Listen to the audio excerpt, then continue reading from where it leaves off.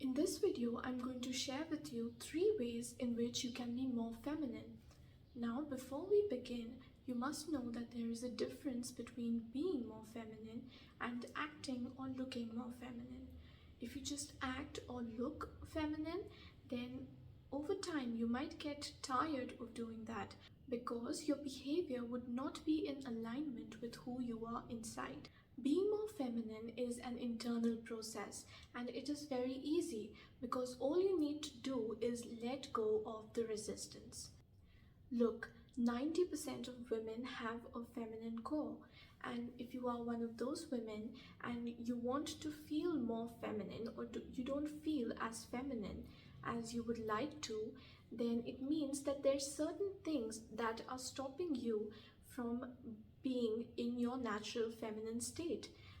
All the programming that has made you believe that being feminine makes you inferior or weak creates a certain resistance which stops you from being who you truly are. Once you let go of that resistance, you are in your natural feminine state. The first way in which you can let go of that resistance is to learn to trust. As children, it is very easy for us to trust, but with time, we gain certain experiences that teach us to be scared of trusting people. When we get hurt or betrayed, it is natural for us to not want to trust people. Remember, being feminine means flowing with life. But if you are not able to trust life, then you would not be able to flow with it because you would try to control everything. When you choose to flow with life, it doesn't mean that you would necessarily have positive experiences only. No matter what you do or how hard you try, you cannot avoid certain experiences in life. So it only makes sense for us to be open to the possibility of things going wrong.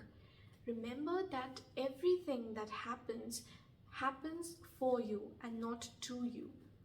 Things always work out in the long run. Remember that you can't truly and fully love someone unless you trust them.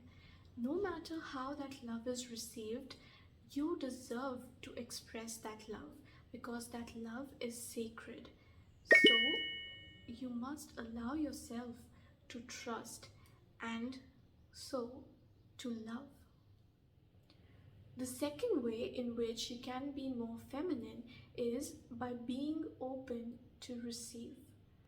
Remember that the feminine receives while the masculine gives, and so as a feminine woman, it is your natural state to receive from the masculine as well as from the universe in general.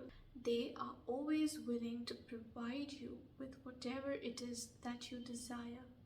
Not embodying our feminine energy can create blocks that stop us from receiving what we desire. You do not need to do something in order to receive what you desire. Remember that you are worthy simply because you exist. If the universe chose to make one of you, then you are certainly serving a purpose. And when it comes to receiving from the masculine, remember that it does not make you selfish. The masculine is not trying to do you a favor by giving to you. The masculine wants to provide for you and take care of you because it is a core masculine desire, and you do not need to give back equally in order to feel worthy of what you are being provided with. There is a difference between giving back and reciprocating. When the masculine provides for the feminine, she reciprocates it by receiving it. A truly masculine man would never want a relationship where you both are doing the same things equally. The men in such relationships are in their wounded masculine energy, and such relationships lack polarity between the feminine and the masculine. Also, remember that when a man provides for you, he does not do so to make you feel inferior or to make you feel that he is better than you. He does so because it is his natural masculine nature. And if you are getting triggered by that, then I would suggest that you become aware of the trauma that has caused you to feel that way. The third way in which you can be more feminine is by allowing yourself to be led by the masculine. Now, I'm not saying that you should allow a man to lead you so that it would boost his ego. If a man is getting an ego boost by being able to lead you, then he is certainly not in his healthy, mature, masculine energy.